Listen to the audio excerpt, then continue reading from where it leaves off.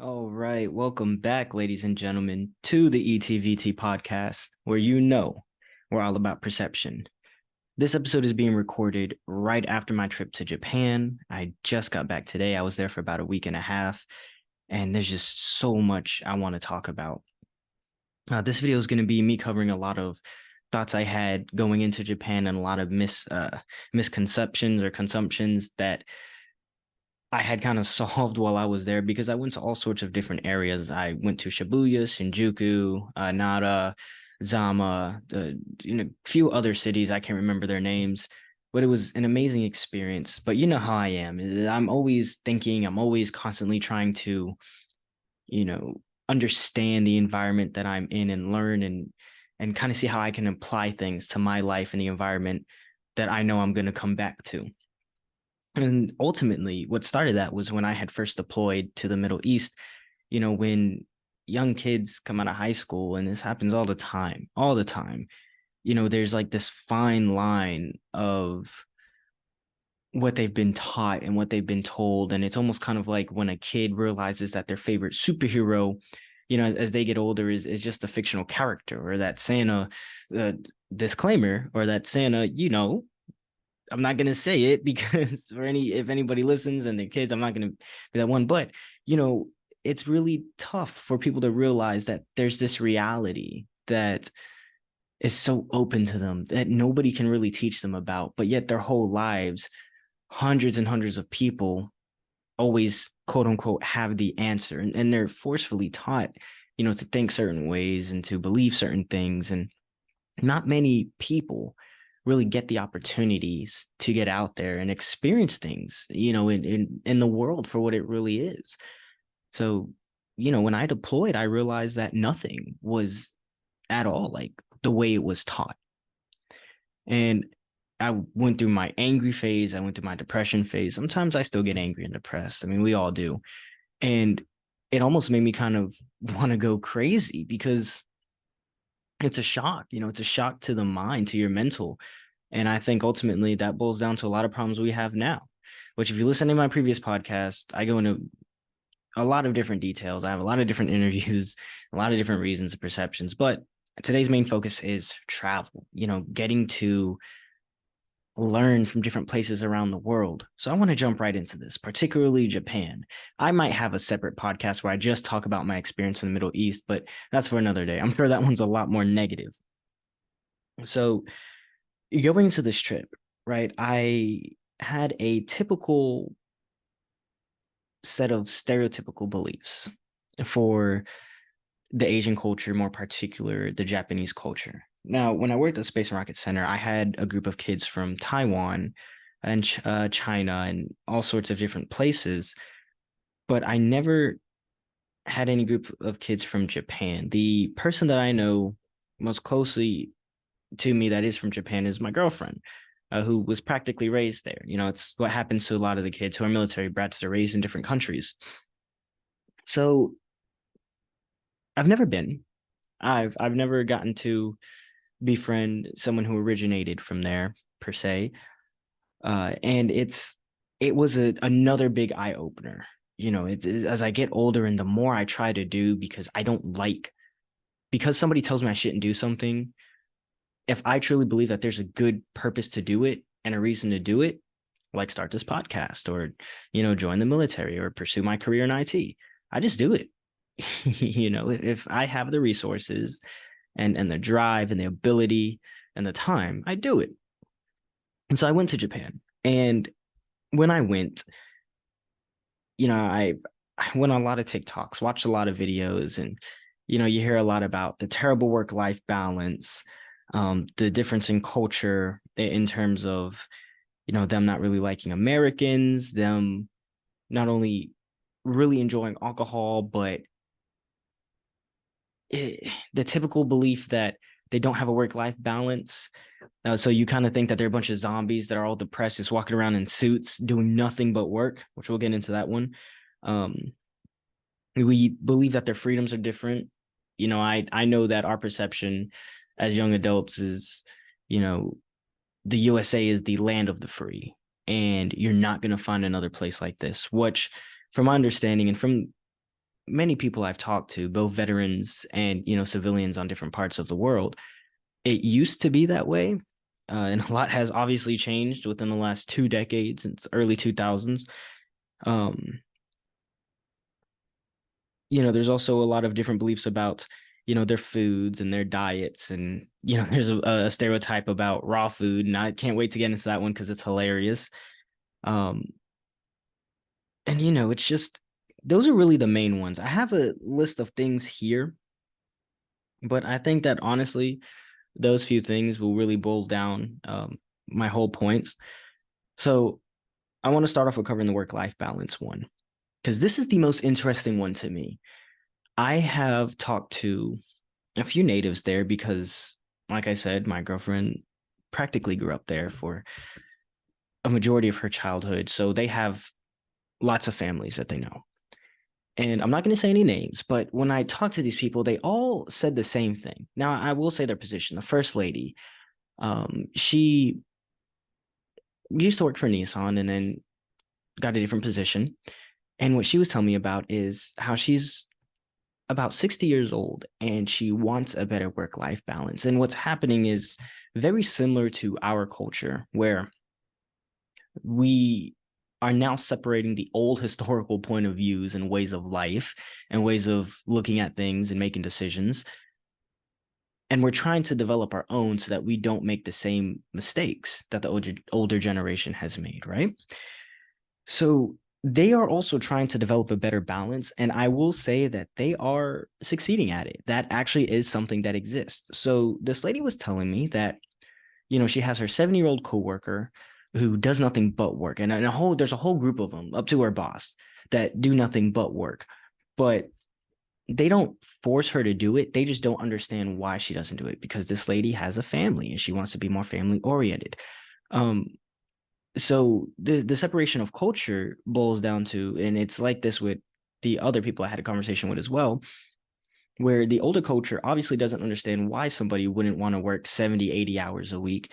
And the younger culture is like, well, I'm going to do this. I'm going to get my work done. I'm going to be productive and I'm going to accomplish my mission. But I have a family, and there was one in particular that didn't have a family and wanted an early retirement. I'll get into that. So this lady is telling me, she was my first introduction to kind of understanding the work-life balance stereotype. Yes, it does exist, and it even exists in older individuals. However, there are disagreements between the two different groups. But one thing I could say that it seemed like they were really good at was not just trying to deter one and saying that shouldn't exist, so we're not going to do it. They let them do it so long as there aren't any problems. So that's the first thing.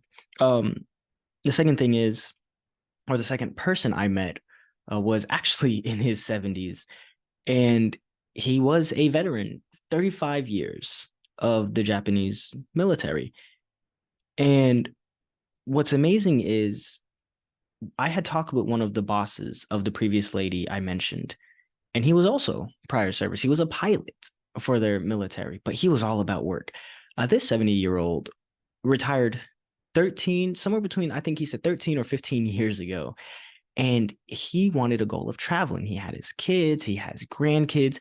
And for his hobbies, he likes to work out, he likes to hike, and like I just said, travel. Now, he was really big on traveling, 70 years old, and he brought me to the Sky Tree Tower. We overlooked all of Tokyo. You could see Mount Fuji in the distance. And this man was in tremendous shape, absolutely amazing shape, which is another thing we'll get into. But anyway, he was explaining to me that he's now a manager for banks and he works no more than 3 or 4 days a week. I was like, sir, you're allowed to do that. And he was like, yeah. He feels like he did his time as an individual. And not only is their military still in a position where they collect their retirement, but he doesn't see the reason to work for the rest of his days. So he's saying that he's going to retire from this job within a few years. He spent the last 13, 15 years spending more time with his wife and his grandkids and his kids. And once he retires, he's going to go around the world. And I think that's amazing. And that's coming from, I talked to a 60-year-old and a 70-year-old, two 70-year-olds of completely different mindsets, but they were both successful in their own way. And one isn't saying that the other is better than the other. One just admits to not understanding the viewpoints and the decisions of the other one. So there's a lot less butting heads and a lot more of respecting the decisions and seeing what good does come out of it for the select individuals, which is something that does exist in the US, but because we're such a big melting pot, um, there's a lot more collision. I feel like we're very, very diversified for obvious reasons. Japan is just Japanese, but America is a melting pot, like I said. So, arguably, when you have a lot of diversity, especially of different education levels and viewpoints and even cultures at this point, we're not all the same culture. We don't all bow. We don't all, use respect, and we all have different hygiene. Can't wait to talk about that, but we all have different hygiene habits. It's different. It's difficult. Um, but that was something that was really amazing to me. So they just do what they do, and like I said, as long as things get done, which from what I've seen, they are extremely productive and organized. No one cares. So there's that. The last person I talked to, or group of people, at least about this particular topic, was they were a retired couple that lived in an apartment, and I know one was in her 60s, but the husband, phenomenal guy, he may have been a little older, but the point is this. We had the conversation. They retired a long time ago. The lady was a music teacher and the husband did something else. And they didn't have any kids. They didn't want any kids. They wanted to retire early. They've been retired for years now. They too, and they actually have traveled around different places in the world. The music teacher was telling me, who also treated us to a phenomenal traditional Japanese dinner, but we're sitting in their little apartment overlooking the city. And she's explained to me how traditional Japanese don't understand their lifestyle and they don't agree with their lifestyle because they didn't want to have kids. They wanted to stop working after a certain age. So they did what they had to do. And they live in this beautiful tiny apartment with a beautiful view. And they just do what they want. The husband was in a pottery and made these amazing works of art just as a hobby, never sells them or anything. And it's phenomenal. So the work-life balance stereotype, it's just a stereotype.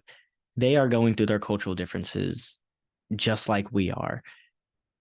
And from what I've seen, they're handling it. So they have a choice. They're not working zombies like I initially thought. Like you'll see many TikToks try to explain. If you just go there, which it is difficult to get there, but if you just go there and see for yourself, which many people lack, by the way, it's different. It's a great experience. So go there, learn from traditional people. I will say, try to learn a little bit of their language. I had memorized their first and easiest, most simplest alphabet, which was hiragana, and I learned enough to get me by. But they have so much respect for that. It can be kind of overwhelming when you introduce yourself in their language and you ask a question in their language, and they're like, Josudes, and you're just like, no, I'm not skilled. I practiced for a few months, and then they'll speak to you in their language, and like, whoa, because they get so excited, and they're very humble, very exciting culture. But that's that. The second one was the well, actually, I'm gonna get to the third one because I really want to get into that one. But the diet, right? Let me tell you something. Those people were in absolute phenomenal shape, unbelievable shape. Now, I had read an article, and I guarantee I'll find one. As a matter of fact, if I can't find that particular article, I will find a really good one, and I will paste it in the bio of this podcast. But what's real contradicting to me about this city is I remember reading that Japan was the most non-carbon efficient city. They emitted more carbon than any city in the world. But what doesn't make any sense to me is how they have the highest life expectancy. It was mind-boggling to me. These people, they walk everywhere that they go. They have gyms in almost every corner. They're in phenomenal shape. Their diet is so pure, so amazing. I told you about the couple who treated us to a traditional Japanese dinner. What I want to talk about is the fact that we ate raw eggs. So I had this thing called shabu shabu, which was phenomenal. I went to a lot of seafood restaurants. I ate eel for the first time.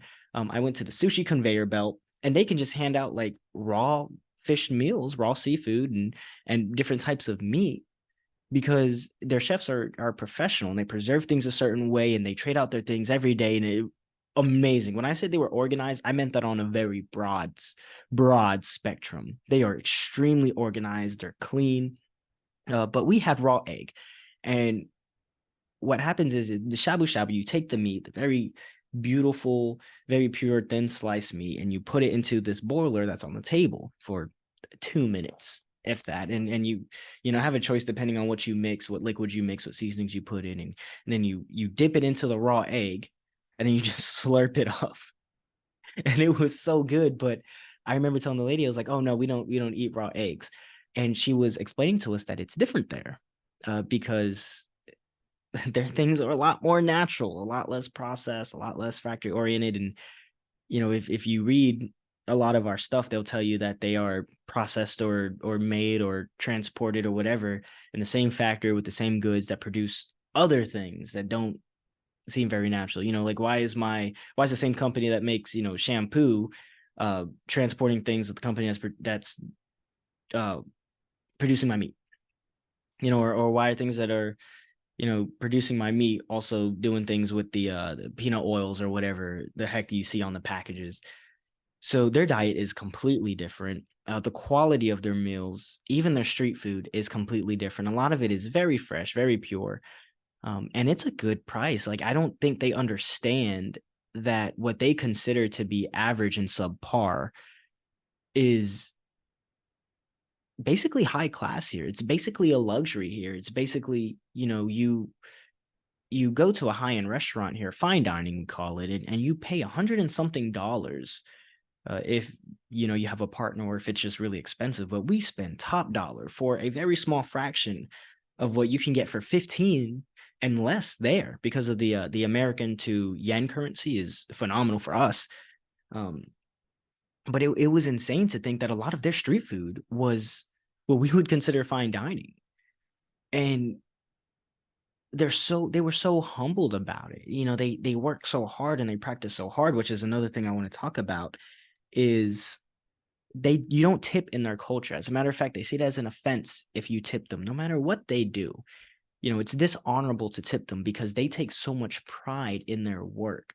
And what I noticed was, even when I went to Universal Studios, because I did, waiters and waitresses, train conductors, street crossers, not street crossers, I'm sorry, street security guards especially. Gosh, they had such nice uniforms. They had like the belts like our Marines do, the cool flat hats, and I was like, these people are just amazing.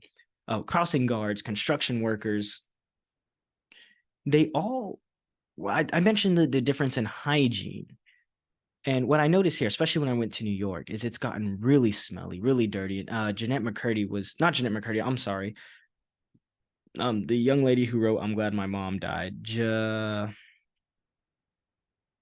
Jeanette McCurdy, who was Sam Puckett and iCarly, was explaining that in one of her podcasts that New York is not the same New York, and a lot of celebrities are coming out like, "What's happening with this country?" Well, right.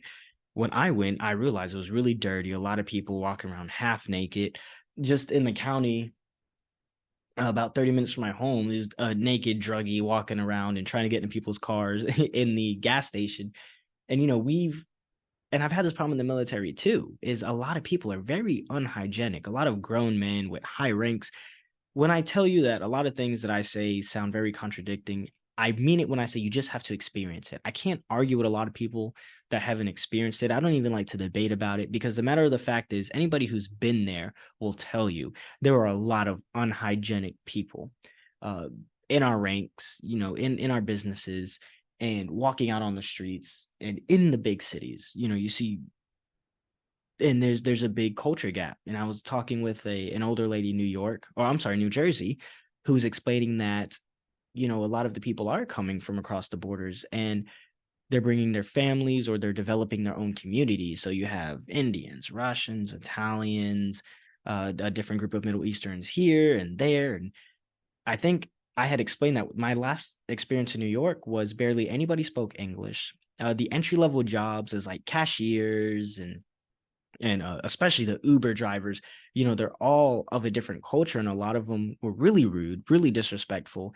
and smelled really bad, to be quite honest with you. And like I'd get in some of the Ubers, and I'm like, is this smoke? Is it the fact that you're not wearing any shoes, or is I don't know what's going on, but they were extremely hygienic, and a majority of the people in Japan, the waiters and waitresses, down to the lowest level, they wore ties, they wore collared shirts. The only thing that was really messed up, first, technically speaking, was their shoes. You'd see a lot of their shoes were quite dirty compared to everything else. Like, I've never seen dirty tennis shoes with a suit before, but it was explained to me that it's because they walk everywhere. They either walk or bike. There's not a lot of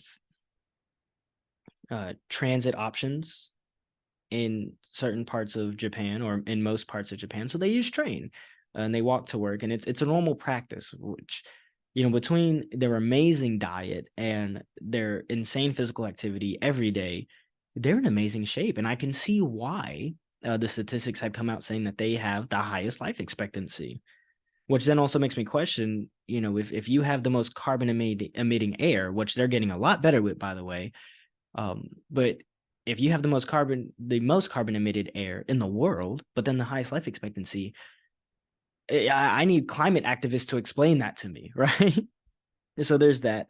Another thing I had mentioned, so I'm gonna go back to my second point, was the alcoholism. Yeah, that's true. They love their alcohol. It was weird seeing, gosh, with their good diet and their really amazing physical experience or whatever. I'm sorry, had a brain moment there. But their physical activity, they love alcohol. Um, uh, what's it called? Give me 1 second. We have a term for it. I saw it at our liquor stores. It's the rice. I can't remember at the moment, but when it comes to my mind, I'll let you know. But sake. But we call it sake. But they love sake there, which is basically alcohol. And it's so weird seeing a bunch of people in suits with their hair slicked back, or their hair done or whatever. Some of them didn't have hair. Just, you can tell when they were intoxicated. And what's crazy is they honorably try to hide it, but they can't. So when you go to a lot of the more populated cities, it's a little more rowdy, but it's still quiet. So by 9, 10 o'clock, barely anybody's in the street. And let me tell you something. It was extremely safe. Now, there are parts of Japan that you just don't go to because there's either a lot more racism or a lot more crime, but the crime is different. Me and my girl, we actually went to separate cities. We've gone through cities alone. I've seen plenty of women, and me myself have gone through alleys just by ourselves, and the cleanliness, the honor, the respect, the low crime rate is definitely a thing, but they do love their alcohol. And when they do it, they seem to do it in groups and they just get rowdy, but they're so rowdy in a quiet way. Again, you have to just be there to experience it. But there's no guns. I would say pickpocketing, and if you are a foreigner and you get intoxicated, be careful with the decisions that you make. I saw a sign when I went on one of the military institutions that was explaining that those types of crimes were on a very high rise. But they are extremely strict, and the people don't question it. The people abide by the standards, so long as they are given the opportunities to live and do what they want and have to do. So those are the three big stereotypes, and I think I really talked enough about my experience. It was really quite impressive, and still, again, made me question a lot of things. I feel like my perception has done nothing but open up. So I'll talk to you about how I feel about it. I came home, and believe it or not, I know I was only there for a week and a half, but it was so mentally packed in my brain, I guess you can say, or in my emotions, that I've kind of been having a hard time understanding. Like, I'm questioning a lot more. First thing first is when I get off at the airport, we're in a group, and when you come from a foreign country, you have to re-show your passport when you come to the US. And people are really loud, people are disrespectful, people are angry, and you see a big weight difference. And I'm like, I haven't seen, this much big people in a week and a half. I'm so used to seeing, scrawny, in shape, whatever. And it was just different, seeing, obviously you feel like this aurora, right? Things just feel a lot different when you're in that environment for all. I had this experience when I came from deployment, but the only difference is when I was deployed, I am in a controlled environment. Majority of people I was around was Americans, and all I got to see, for the most part, was how these people act in the desert, which was very corrupt, very foul, very whatever, but it was to be expected, right? It was just like, oh, I guess you don't know somebody until you've seen them in a certain environment, which was a big, wake up call for me in life. But, I'm here in this country and I'm exploring on my own terms, which was amazing. And I would highly recommend for everybody to try, especially if you're a young adult, and you need to learn more. So I get off on the plane and it's smelly, people are angry, people are rude. Not even 15 minutes, we're on the line, and this guy taps me and he's like, hey, you can go over there. It was this guy behind me, a big dude, with a cowboy hat. We're in Dallas. And I'm like, no, I'm gonna stay in this line.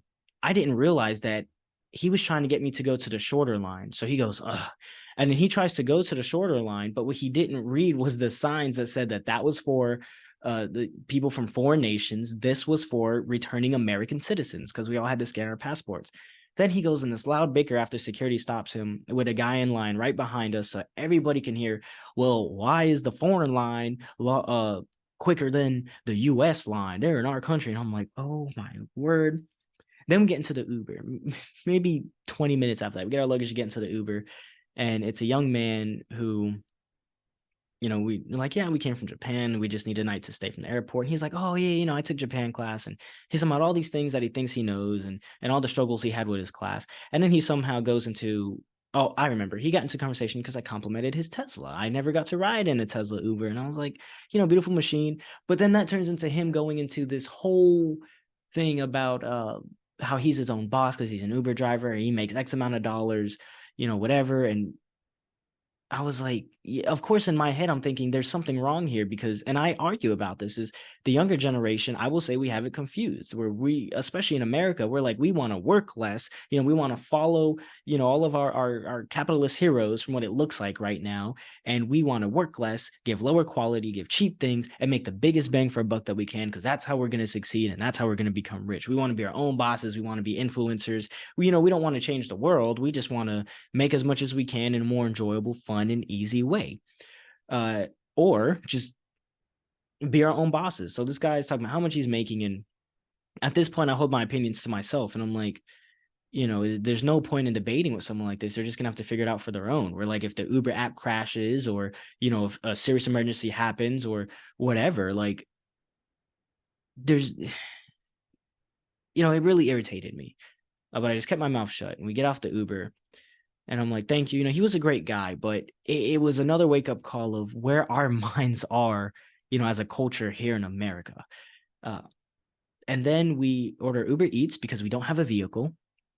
One thing I think I had mentioned earlier, like, you don't tip in Japan. It's dishonorable to them because they take pride in their work, and they're phenomenal at what they do, even at the absolute lowest level. Like, their service is unbelievable. And even in the more traditional areas, I just want to point out, but we order Uber Eats and the guy drops off our food, and he has a very thick Indian accent. And it was different this time around because I used to feel bad for people and I'd give him as much change as I had in my pocket. But we pull up and the guy, of course, he smells and his breath smells. And he's explaining to me, he doesn't just hand me my food. He's like, thank you, sir. I work so hard for my tips and for my reviews. And he keeps talking about the tips in his reviews and how hard it is in this country and blah, blah, blah. And I'm just like, I don't know.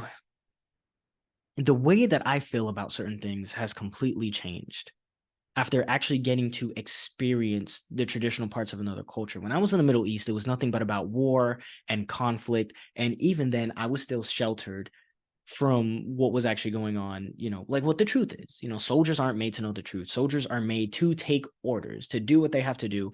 Everything's happening on a bigger, broad, more complex level. And the soldiers are like, hey, You're going to man this, you're going to man that, you're going to lead this team, do what you're told. Fine. And this experience, I think, embedded itself way more inside of me. So it changed. When I say open my perception, I mean it really opened my perception. And then I would go into more experiences I had, but I don't want this to be a big fussy rant, because it's just everything was so difficult coming back home. Actually, I will talk about one more, was the shuttle the next morning. And remind you, this is all with under 24 hours. We get on the shuttle, and it's a guy in a beat up van that's taking us from the hotel to the airport. He's 5 minutes late, and then we end up being late because a guy left his cowboy hat in the hotel room. They're waiting on him. So disregard the fact that there was a set time, and that people got to suffer the consequences for, not doing what they need to do, not being organized, not keeping up with their stuff. And so we end up leaving like 15 minutes late, and then he goes to a bunch of different other locations, and he has his Venmo taped to the back seat in like a ripped up piece of paper. It smells really bad, and he is speaking this very thick Middle Eastern accent, and he's on the phone, but he's loud, and everybody can hear his conversation. I'm just like, I'm not complaining against people doing what they have to do to survive, but what I'm complaining is that the lack of quality of work, communication, respect, hygiene, and all sorts of things that I have now realized are such a big problem of ours. And I'm sure that people who do listen to this, I'm sure there's going to be a few people who say, well, if you hate America so much, or if you love Japan so much, why don't you just try to move there? It's funny because I've talked about some opportunities, and there are tons of Americans, especially on the military institution, that are living there. And the few that I know, I just found out that one that I work with went to Japan. Actually, two. One's married. And then the handful that I met of Americans I met over there will tell you when they go to Japan, they don't want to come back home. And especially now, like that the country is where it is, it's almost like night and day. And it's amazing. I had this conversation with somebody really close to me when I came home. I was like, how did you guys adjust after being in Japan for so long? And she told me, she was like, that's why we keep to ourselves. It's like we get here, we don't want to be a part of this culture. And I was like, well, it makes a lot of sense. So why don't I move there? I'm just gonna say it now. It's my podcast. I'm gonna be honest with you. I'm thinking about trying. I've learned a little chunk of the language, a very small chunk, and let's just say I've looked into it. I've looked in to see what they have to offer, and it looks pretty good. So maybe I will test those waters. Maybe I will take the advice of the young lady. Well, I wouldn't say she's young, but the lady who had actually gotten the apartment for us. We signed off the paperwork. I didn't realize she was from Taiwan, lived in Japan for about a decade.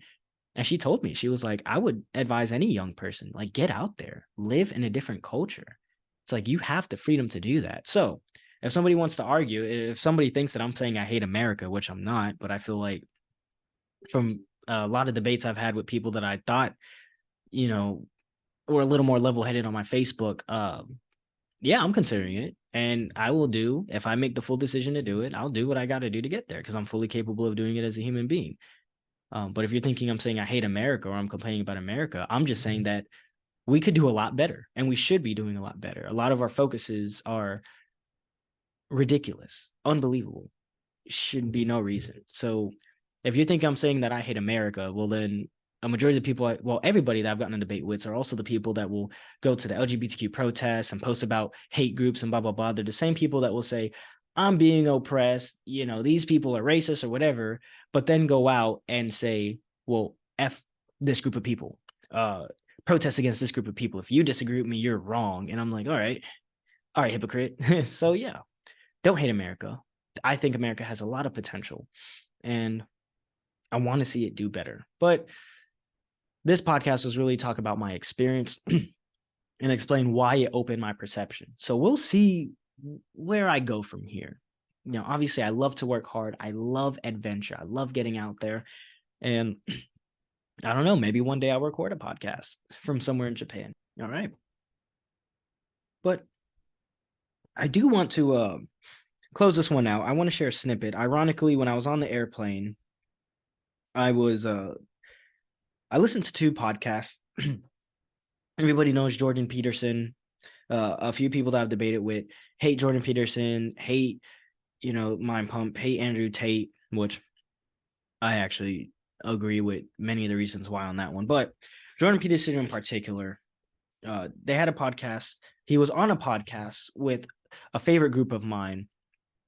They're called MINDPUMP, and they're a health and fitness podcast. But what differs MINDPUMP from everything else I've heard, especially these buku fitness influencers, the young kids, trying to, I don't know, market or advertise whatever supplement line.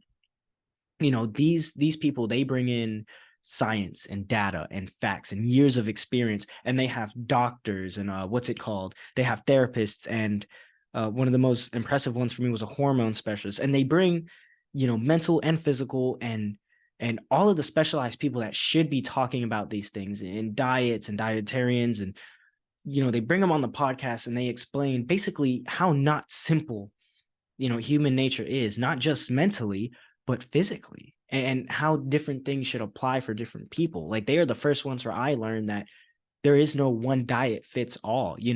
Protein does better for some people's body, and lipids and fats does better for different people's bodies. And some people would need more veggies, some people would need more carbs. Like, everybody's body's different. And when you listen to a podcast, it really opens up your world and your mind. But Jordan Peterson was on a podcast with them. I had no idea about this, and I'm listening to it on a plane. And ironically, out of the many things they talked about in like that 2.5 hour podcast, in the beginning, Jordan talks about this misconception of what a wealthy culture looks like, and how a lot of people would think that wealth is from the monetary things and resources. And Jordan basically explains that couldn't be so far from the truth, if actually it's more of an opposite than it is a fact. And the way he talks about it was amazing, but he used Japan as an example. And I just found it really ironic, because as I'm sitting here, I'm thinking, why have I been told, like I said in the beginning, why have I been told so many things about this culture and what the world was going to be like from all these adults when I was a kid, and even now that I'm a young adult? And when I go out there and actually experience it for myself, it's the complete opposite. And then I realized there's a group of people that actually realize this and have been there and feel the same way. They just don't speak out as loud as the people who think they know everything. So I want you to listen to this, and I'm going to share this. It's really interesting. I'm just going to put it on the screen here. Every bit of that's a lie. There's no relationship between the amount of natural resources that a country has and its wealth. Like, literally no relationship. In fact, there might even be a slight negative relationship. It's called the curse of natural resources, in that if wealth is lying around in the form of fossil fuels, for example, abundant fossil fuels, the countries tend to become extremely corrupt and greedy. And, a small number of people do take the wealth as a consequence of the resources, and there's no economic development. And then there are other countries like Japan. Japan has no natural resources to speak of, yet it's extremely rich. And the reason for that is that Japan is a very disciplined, conscientious economy and people. The Japanese are that way, and they can trade with each other without complication. It's part of the reason the US is so rich. Like, the default economic transaction in the United States is honest. If people are honest and they organize themselves responsibly, there's absolutely nothing they can't do. And so that was absolutely true. I experienced it for myself. Everything he said about the Japanese culture was a fact. The discipline, the organization, it's the honor, phenomenal, almost unbelievable. But I left the part with the US in to say this, because when you listen to the rest of the podcast, Jordan and the MINDPUMP crew are basically explaining the worrisome catastrophe that we're potentially headed for. If you want to listen to that podcast, I'm definitely posting the link, but they really start breaking it down within our own country, about all the reasons why there's a bad separation gap in how we're raising our kids and how our education is going. And Jordan talks about all of his experience as a Harvard professional, and a lot of issues that he had. And it is scary. We're headed for a very scary, almost opposite effect of what we used to be. And that's part of the reason why I do this. I want to fight tooth and nail to allow people to understand that there's so much out there, and that we should live in a world of innovation and organization and communication, and humbleness. And honestly, like there's the 7 army values, selfless service, personal courage, loyalty, duty, respect, honor, and integrity. Do 90% of soldiers live by that? Absolutely not, honestly. And real soldiers will tell you. My instructors when I was at my sergeant school told me, if you got to flaunt and, do whatever all the time, you already failed at like one of the first ones, which was selfless service. It's not selfless if you need attention for it. And we know a lot of kids like attention when they put on the uniform. It's a whole psychological study about that. Stanford experiment. I'll make a separate podcast about that. But anyway, it's amazing to see when you actually get out there and get these experiences. There's a bigger truth. There really is. And people shouldn't be shunned from that, especially people with great potential. I am so sick and tired of seeing great potential go to waste because we choose to pay attention to this artificial fearmonger media or whatever. And we want to live in this own little fantasy world. And this is what it is. The locals that I talked to in Japan,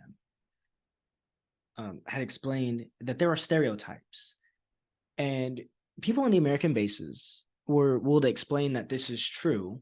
But, and I also had this conversation with the lady I spoke to. I'm sorry, not my lady, but the close relatives to me, who lived in Japan. And the stereotypes for Japanese people are we are into stupid politics, we're overweight, and they know all about the LGBTQ and trans movement, and like we can't even agree with what we want to teach our kids. Education hasn't become a thing for education anymore. You see it at Harvard, and Jordan Peterson also talked about that. Is like, even our Ivy League schools aren't as great as they used to be because we've become so politicized and locking Jews in library rooms and protesting over war that kids know nothing about, nothing more than what they read on the internet. And we have this bad confusion of what we think we know and what we don't know. And, we become so entitled to our opinions that we can't even debate or see an opposing viewpoint anymore. And they're right. We are tearing ourselves apart from the inside out. And the Japanese really do have their stereotypes against us. And it was so weird to look at my own people this way, or my own country. We're like a third world country to them. And I'm like, are we? Are we becoming something of that sort of what are we becoming the opposite of what we used to be? That is a question that I want answered, and I'm also afraid to see the answer of. But the matter of fact is, that's something that we will get an answer to very soon. Maybe even sooner than we want, maybe a little longer than we want, but we're headed for some type of bubble that I'm afraid of, or very excited about as well, human emotions. But that's pretty much all I had to talk about on this podcast. It was a wonderful experience. And like I said, get out, grow your perception, please. It's a beautiful thing to question. And if people, especially older people, have this problem all the time, if they get angry because you don't want to believe in you don't want to believe in everything that's said to you until you can prove something yourself. That is such a beautiful thing. Don't let anybody tell you that it's not. The world is so abundant, so infinite. And I can promise you that reading about things and actually experiencing it, like experiencing a temple, experiencing a culture, being somebody who doesn't know a majority of the language there, mind blowing.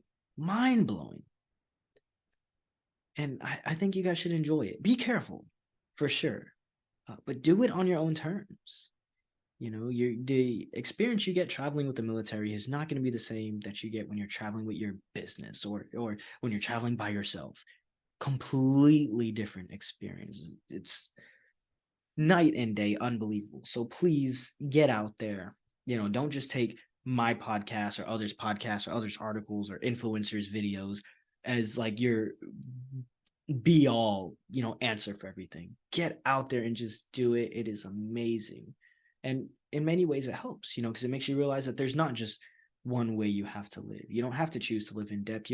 It's okay if you don't have a house by whatever. And, you also realize that a lot of this is a lie. A lot of people are really upset. A lot of people can't make decisions with their lives because they're locked into, what they were told to do. They were told to do this. Well, now, they're responsible for this. They can't travel the world because they're stuck.